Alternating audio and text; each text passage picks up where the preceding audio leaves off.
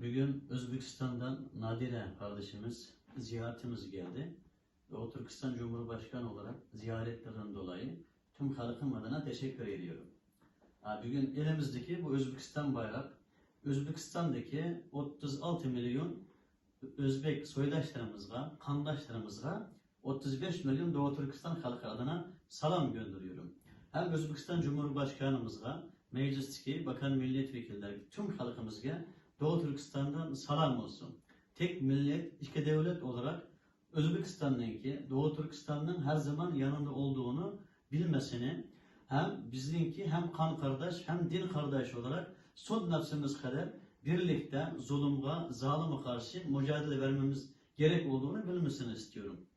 Özbekistan halkı Allah razı olsun, yani Türk kökenler içinde Uygur Türkleri en yakın olan bir kökendir.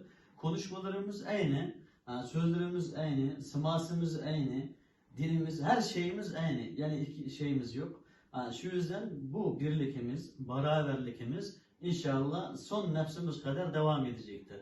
Aynı atının, aynı ananın torunları olduğu gibi biz bir aileyiz, bir milletiz. İnşallah kıyamete kadar öyle kalacağız. Salam Özbekistan.